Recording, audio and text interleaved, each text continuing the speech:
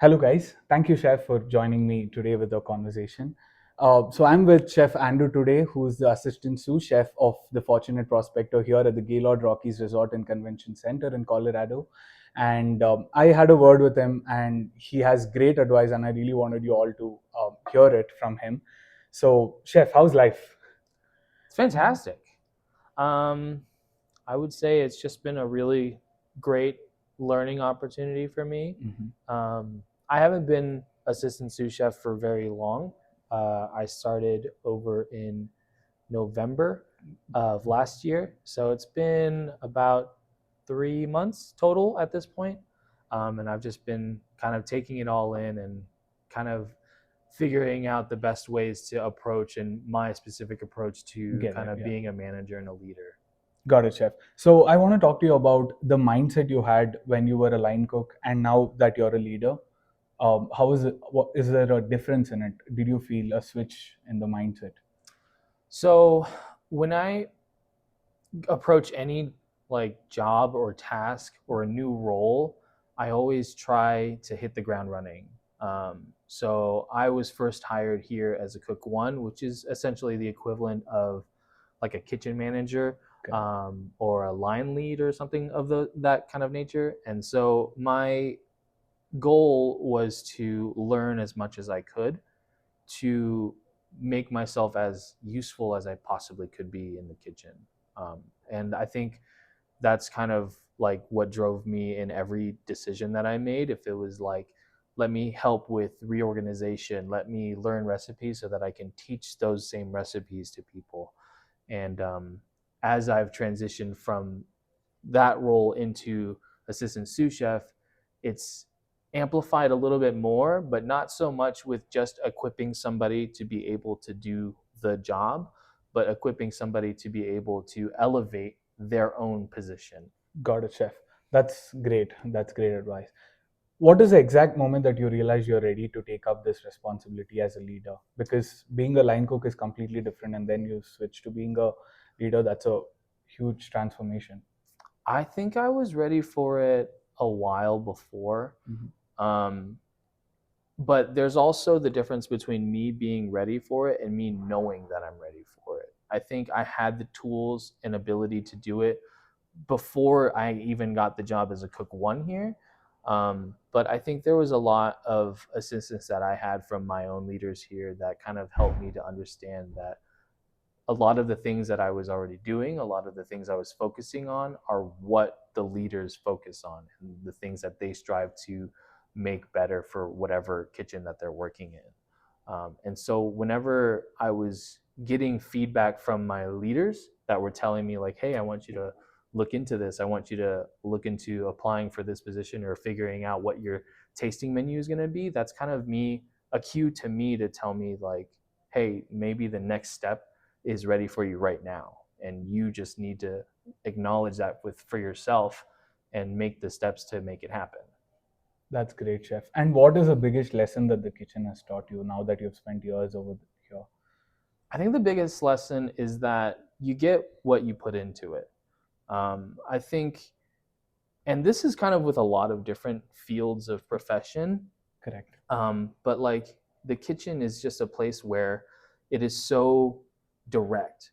Like if you put this much effort into learning your craft, if you put this much effort into preparing your station, like you feel the impact of that investment, and it comes back, and it's just a forever looping kind of feedback Mhm. of how much effort and how much investment that you're willing to make, and then it comes back to you and it shows you how much you've been able to progress. And I think like as you grow and grow, that feedback that you get from your efforts, it actually gets amplified, right? Correct. Like You you, work on yourself. yeah, you work on yourself, and the things that you do kind of come back with even higher yield. And I think that one of the best things about working in a kitchen is that you get that experience pretty much every day.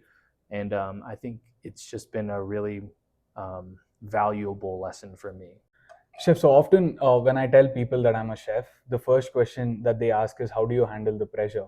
because they see all these Instagram videos of, let's say, right from Gordon Ramsay yelling at people to uh, the videos where chefs don't take care of themselves, they don't eat on time, they burn themselves, and they find it okay.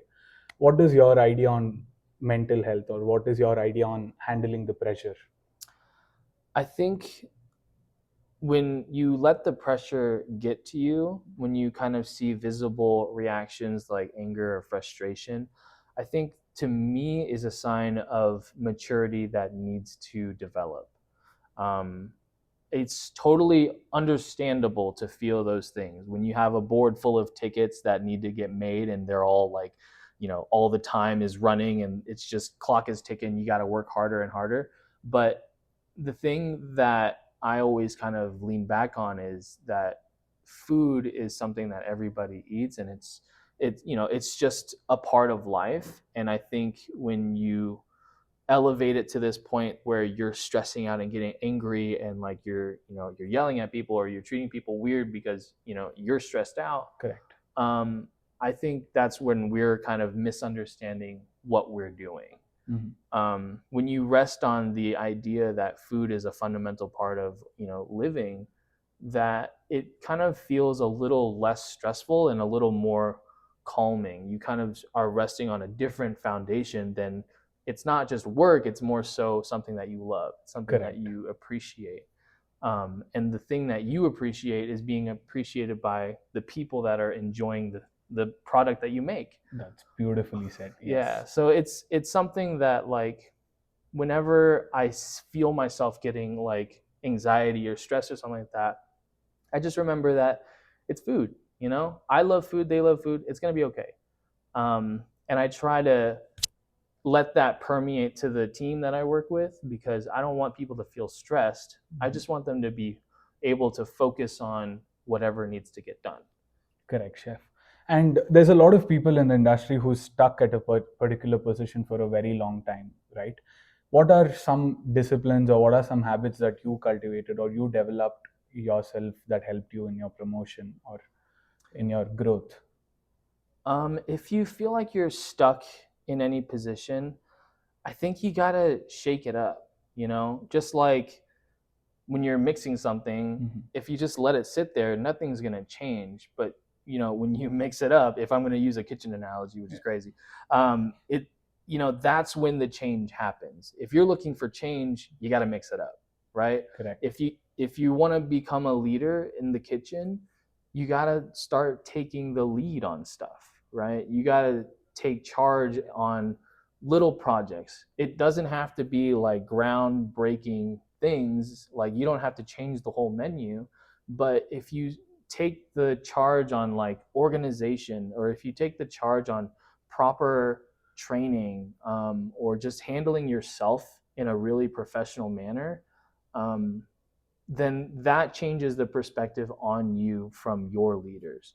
I think when you make something important, it becomes important. Correct. Yes. So I think that's the key to like becoming a leader in any kind of field, is you make it important to you, and it has to really show.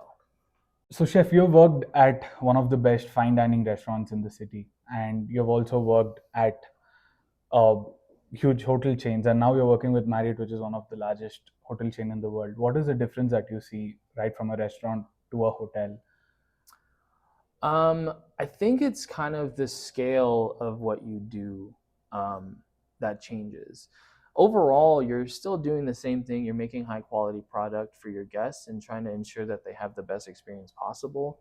I would say that just one of the things I really appreciate in the position I'm in now, working with Marriott, is I have a lot of quality of life advantages that I didn't have working at, the previous restaurant that I was working at. And no shade, but it's just one of those things where, like, after a certain point of working in kind of conditions like that for a while, you kind of forget how good it can be. Correct. And I think that it needs to be a factor for people who are doing this job. I guess it really just depends on what you want to get out of the job. I would say that the position I was in, working at Garden Grace, you know, it is indeed one of the highest reputable restaurants in the city. I loved it, but it had a lot of challenges that cannot be denied. Correct. Yeah. Things that weren't even within the restaurant that posed as difficult to manage. Mm-hmm. But on the other hand, I gained a lot of just immensely good experience. Learning and working with a team that is as dedicated as that, you just can't help but gain a lot of really valuable knowledge and experience from that. So Mm-hmm. it's kind of a double-edged sword on that side. But now that I'm with Marriott, it just felt like I've had a lot of room to grow, and I haven't had a lot of challenges that I've had to overcome to get to that point working Correct. here. And so I think the challenge right now is making sure that I challenge myself, is that I keep putting myself in a position where I have this opportunity to learn something. Correct. Yes. That's great, chef.